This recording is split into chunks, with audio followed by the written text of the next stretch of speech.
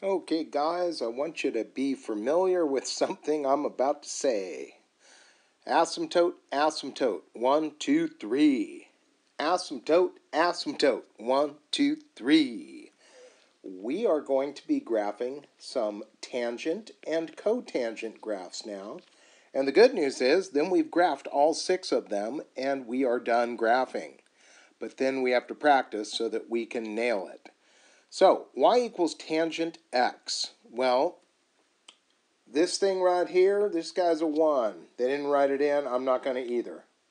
This thing right here is a 1. They didn't write it in. I'm not going to either. But that would be my bx. See, here's how tangent works. Tangent functions have 2 asymptotes. So you take whatever the b value is, bx, and you set it equal to negative pi halves. And then you say bx, whatever the b value is. I heard my voice crack, yeah. And set it equal to positive pi over 2. Now, lucky for me, it's a 1x. If it was a 2x or a half x or whatever, I'd have to get x by itself. But 1x, well, guess what? This is what I call my first asymptote. So that's my first asymptote. That's my second asymptote. And those are going to be my boundaries for this graph. Check it out. It always goes like this. When it comes to a regular old tangent graph, come on, really? Okay. I'm not going to mess with that. Come on. There you go. So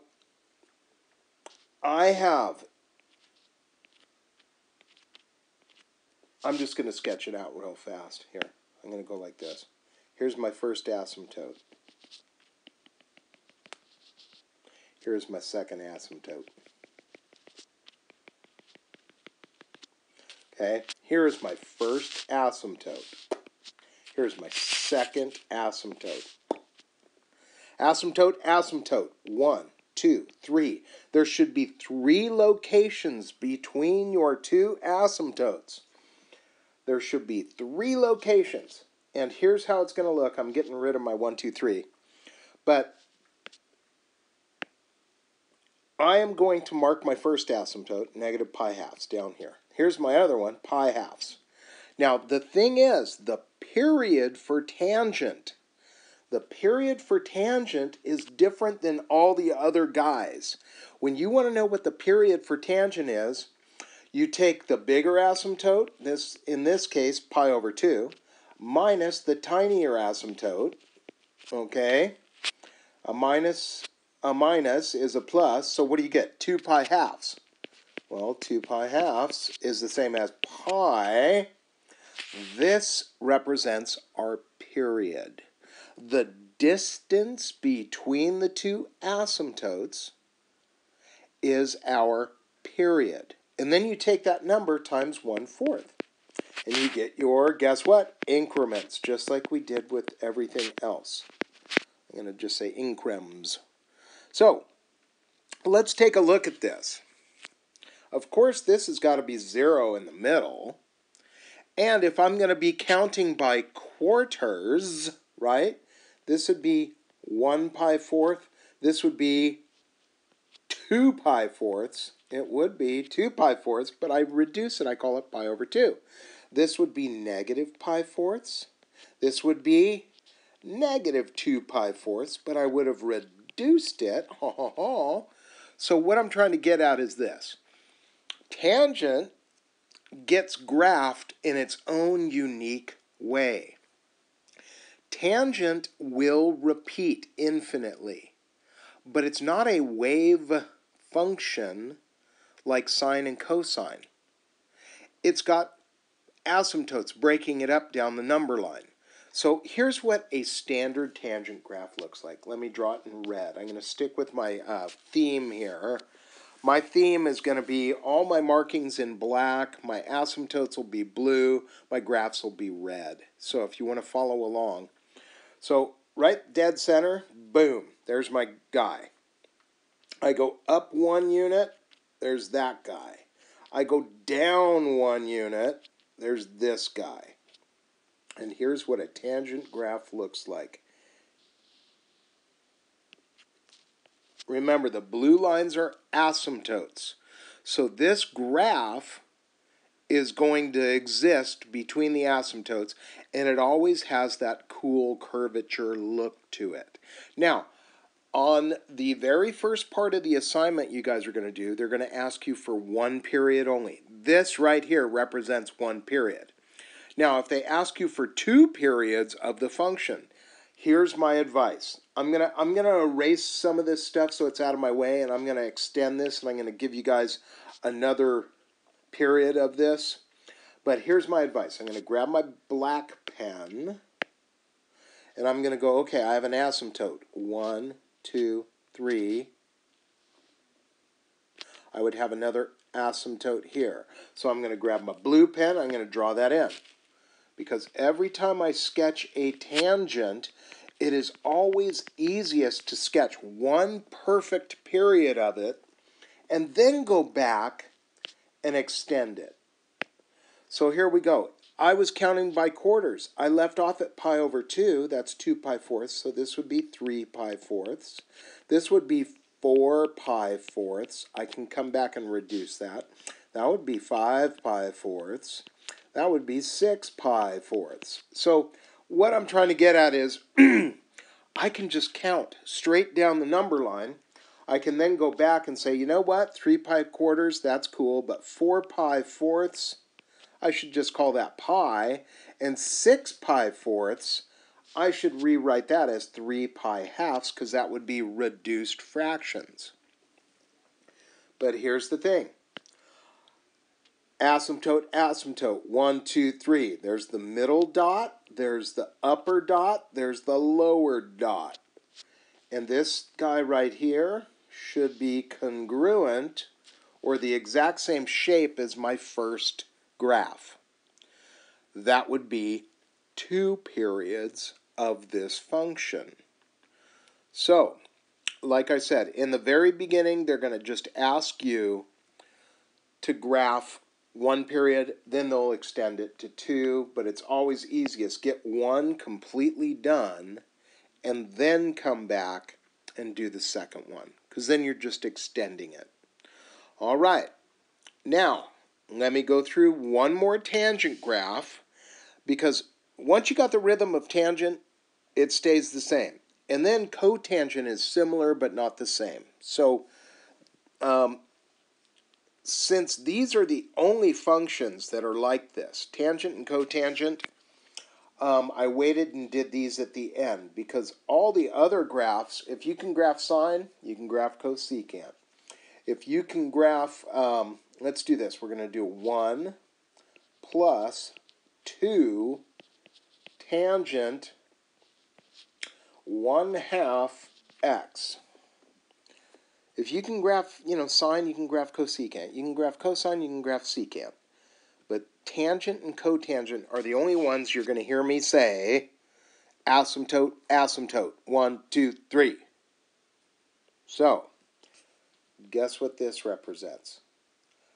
That is a vertical shift. So I'm going to go up 1. Now, this is an amplifier. This is an amplifier, but a tangent graph goes infinitely high and infinitely low. So in our book, they don't refer to it as an amplitude of 2. They refer to this as a stretch. We're going to kind of like stretch it like a piece of taffy and make that graph skinnier and longer. This guy is my B, so it's BX. So I go BX equals negative pi halves. And then I go BX equals regular pi halves. What am I doing this for? This is how I find my first asymptote. This is how I find my second asymptote. This is always what we do. There's my B value. So it's BX equal negative pi halves, BX equal pi halves. And then over here I would say, you know what? I want to solve this. I'm going to multiply this side by 2 and this side by 2. Bam. I'm going to multiply. I would do the same thing to both of these guys. And my first asymptote is at negative pi. Then my second asymptote is at regular pi. My graph is the information between the two asymptotes. My graph is the information between asymptote 1 and asymptote 2. So here we go. I am going to sketch this graph. But before I do, I need to know the period. The period is the distance between the two asymptotes. So always take the bigger asymptote minus the smaller asymptote. That's the easiest way. So this thing has a period of 2 pi. 2 pi would be the period of this function. If I take that number and I multiply it by the magic number 1/4, boom, boom, pi over 2 increments. That's my counting pieces. Alrighty. So I'm going to start at 0, and I'm going to go this way. I'm going to go 1 pi half, right, pi over 2, 2 pi halves. But of course I wouldn't say 2 pi halves. I would reduce that. I would say that's the same thing as saying pi. Then I would go over here. I go negative pi halves, negative 2 pi halves. See, I'm just counting. But of course we wouldn't do that. We would just say negative pi. And then let's draw in those asymptotes. I'm going to use blue for all my asymptotes. So it's asymptote, asymptote, 1, 2, 3. There's 3 locations in the middle. That's what it is. Now, when I do my markings on the y-axis, remember this thing has a vertical shift. It went up 1 unit. It went up 1 unit. That's going to be my center line. That is my center line. Then I was stretched, so I'm going to go 1, 2 units above it. I'm going to go 1, 2 units below it. So at negative 1, I'm going to have my lower dot, and at positive 3, I'm going to have my upper dot. Now, I'm going to sketch this graph, and I have not flipped it. I haven't flipped it. So it always goes like this. Center dot, and then there's one up on the right, there's one down on the left. That's what this graph is going to look like. There's my 2 units. That's my stretch, just so you can see. That's where I stretched this graph. And over here on this side, that's where I stretched it down. Stretch. So I'm counting down to negative 1 there. I'm counting up to 3 there. That's my 2 unit stretch. Of course, that's my center line, right? But here's my graph. It's asymptotic. It cuts through those dots. It goes like that. That would be 1 period of this graph. So like I said, they're going to start you out, you're only graphing 1 period, then they're going to come back at you and say, sketch another period. So let me get this out of the way, and I'm going to just keep my same pattern here. I'm going to use black for my thing. So I would say, if I were to mark this off, I'd say 3 pi halves, 4 pi halves, let's reduce it, 5 pi halves. And I need one more dash, that would be 6 pi halves, I'd call that 3 pi, right? And I would then be able to sketch in another asymptote. Come on, blue. And yeah, I'm running out of room on this pad, but that's what I got. And let's get this extended a little bit here. Okay. And if I were to sketch another period, in the middle, right, because it's asymptote, asymptote, 1, 2, 3, there'd be my low dot, there'd be my high dot, and once again, when I sketch a tangent, it's got that curvature to it. I missed my middle here. I'll make the dot real big, and then it looks like I hit the dot in the middle. But that would be 2 periods of tangent. Be careful. When you guys do take the test at the end of this journey here, Uh, on some of the graphs, I'm going to say 1 period only, and then on some, I'm going to ask you for 2 periods. Knowing when a graph is starting and stopping is important. Knowing a period is part of what I'm looking for. So be cautious when it says that in the instructions. Alrighty, let's take a look at cotangent, because cotangent is actually a little bit easier than tangent. Let's talk about it. So, you got the idea that I can do, I'm going to, you know what, I'm going to shift this cotangent up. Because I know you guys have played around now with quite a few of these graphing concepts, that I'm just going to show you how cotangent looks, but I'm also going to incorporate, hey, guess what? I could move this thing up 2 units right away. That's a vertical thing. But I am not going to stretch it or anything like that. There's no stretching here. It's a 1. And then here we go, bx. So bx does not equal negative pi over 2. It equals 0. Bx does not equal regular pi over 2. It equals pi. Here's where cotangent and tangent are different. To find the asymptotes for cotangent, you take whatever this part is, you set it equal to 0, you set it equal to pi. This will produce for you, well, 1x equals 0. That means your first asymptote for this guy is at 0. Then 1x equal pi, well, that means your second asymptote for this one is at pi. So take the bigger number minus the smaller number, you get the period. So it's not actually that bad. Cotangent's pretty quick.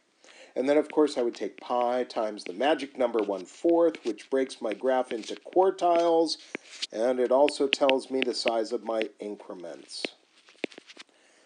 This one's going to be a piece of cake. Watch. Let's graph this thing. Here's my y-axis. Here is my x-axis. Whoop, I'm going to extend it.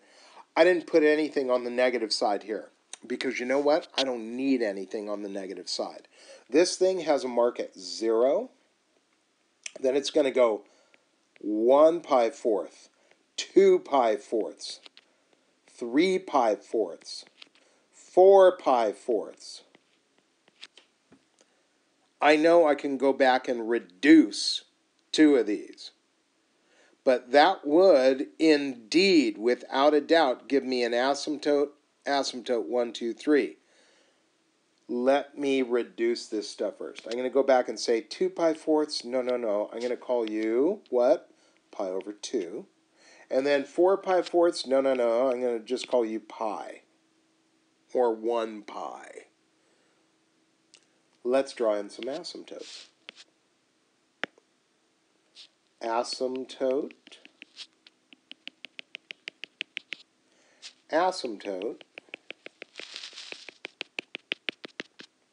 1, 2, 3 locations. Asymptote, 1, 2, 3. Okay, I'm going to get rid of those 3 locations, but that's what I mean by asymptote, 1, 2, 3. You always have 3 dots in the middle. I'm going to grab my black pen again, and I'm going to say, you know what? This cotangent was shifted up 2 units. But I'm going to go 1 unit above it, 1 unit below it. That's what I'm going to do, because that's what cotangent looks like when you don't amplify it or stretch it or anything. And guess what? Let's put some dots on some spots. A cotangent graph will start on the center line. Oh, I never marked my center line. Here, you know what? I'll do it in red. That is my center line. Boom. Right on the center line, right in the middle. That's where that dot goes. Now, on a tangent, I would put a dot here and I'd put a dot here. If it was a tangent, that's what I would do. But cotangent is the reciprocal. So, check this out. Boom, boom. Getting rid of those dots. One of them goes here, up on the left, down on the right. So a cotangent graph actually looks like a flipped tangent graph. A cotangent graph looks like a flipped tangent graph. That's what it looks like. So once again, how do you graph a cotangent? It's very similar to tangent, but the formula is a little different. You say bx equals 0, bx equal pi. You do not say bx equal negative pi over 2, bx equal regular pi over 2. You don't do that. That's for tangent. bx, right? Here, my b was a 1, so bx equals 0. bx equal pi. That's what we do to find the asymptotes for a cotangent. And always, always, always, it is asymptote, asymptote. 1, 2, 3. That's how we graph these things. Let me get that goop out of the way, because I'm going to extend this for one more period for you. So I'm going to go grab my black pen and mark it off. So I have an asymptote already. So 1, 2, 3. That's going to be my other asymptote. Now I just have to count. So I left off at 4 pi fourths. This would be 5 pi fourths. 6 pi fourths. 7 pi fourths. 8 pi fourths. So think about it. I'm going to reduce this one. 6 pi fourths. I'm going to call it 3 pi halves. 7 pi fourths, I'm going to leave alone. 8 pi fourths is 2 pi. And I'm going to grab my blue pen. I'm going to put my asymptote there. So if they ask me in the homework for 1 period, I would have already been done. But if they ask me for 2 periods, I go back and I do asymptote, asymptote, 1, 2, 3. And I would sketch this curve so that it looks congruent to the other one. Congruent in this case means the exact same shape. I can see it's a little bit off, but I would give that to you. That's full credit in my book. I got one last problem I want to show you for cotangent, and then we'll talk about horizontal or phase shifting in the next video. So here we go. We got one more, because I want to make sure that you see something like this, where you have something like y equals. Now, I'm not going to put a vertical shift in it. I'm not. But I haven't flipped anything yet, and I'm going to wait a minute. Sorry. I was going to put a fractional value here, and here I'm going to put a whole number value. Okay. So this graph has not been vertically shifted, but it is going to get flipped. So think about it. I'm going to scroll up for one quick second.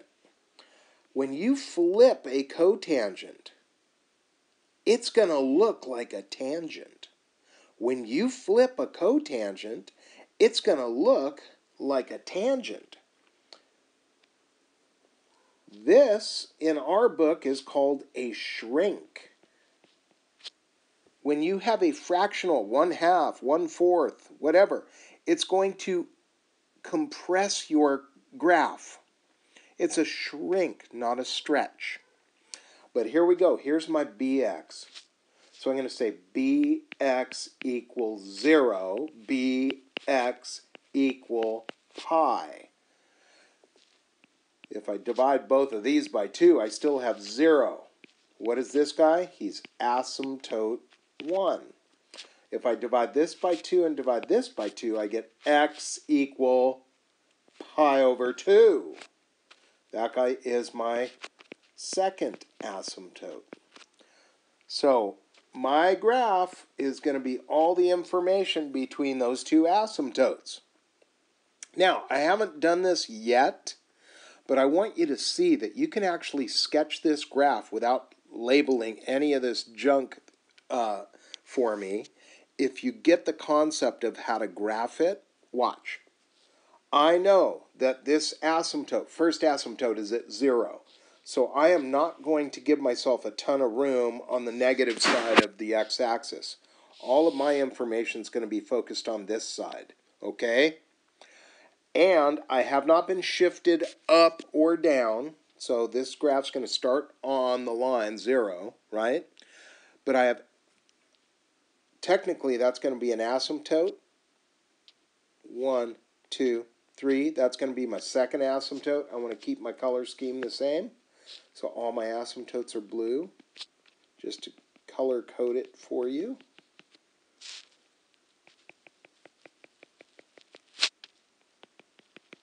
Asymptote, asymptote, 1, 2, 3.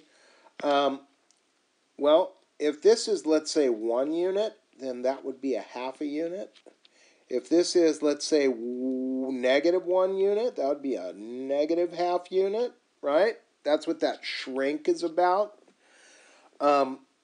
Check it out. I'm going to put a dot here. And I normally, for a cotangent, would put the dot here and the dot here. I would, because they told me to shrink it. But what did they also tell me to do? They told me to flip it. So I'd go, ooh, wait a minute. If you flip a cotangent, it looks like a tangent. So here's my graph. Ooh, I missed that dot a little bit. I'll make it a little bigger. That's my graph. I was able to sketch that graph without telling you anything because every tangent in every cotangent graph follows the same pattern. Asymptote, asymptote, 1, 2, 3. If you know where the two asymptotes are, you can do it. But the one thing that'll cost you a lot of points on the test, though, because I need to know what your quartile markings represent. But not too tough. Not too tough. Remember, this one started at 0. It ended at pi over 2. And if I take the bigger asymptote minus the smaller asymptote, that's how the period is. The period is pi over 2. I take that times 1/4, which gives me my quartile increments, which is pi over 8 increments. And I'm counting by eighths. So this guy right here, this guy would have been pi eighths.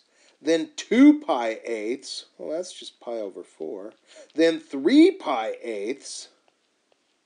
And then this would be 4 pi eighths.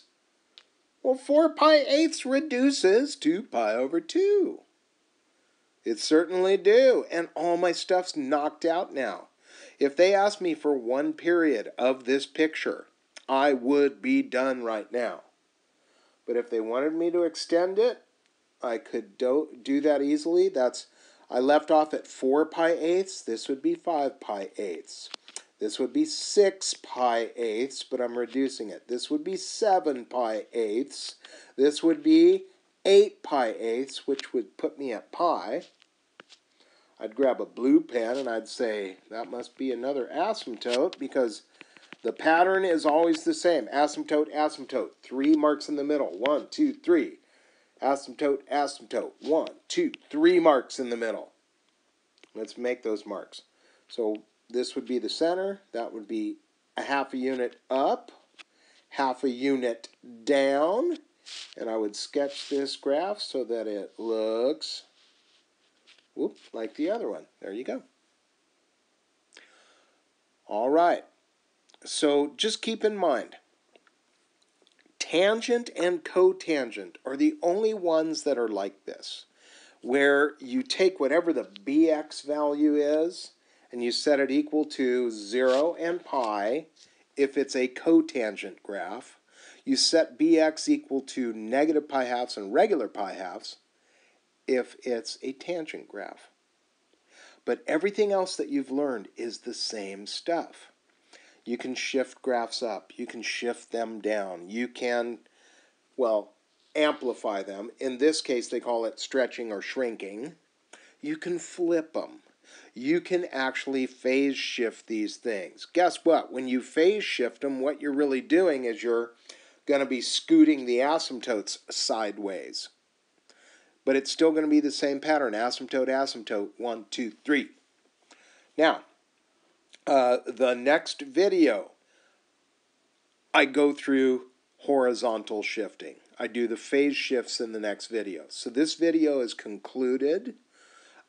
Please go to the next video where you will find all the work and the answer key. Okay, catch you later.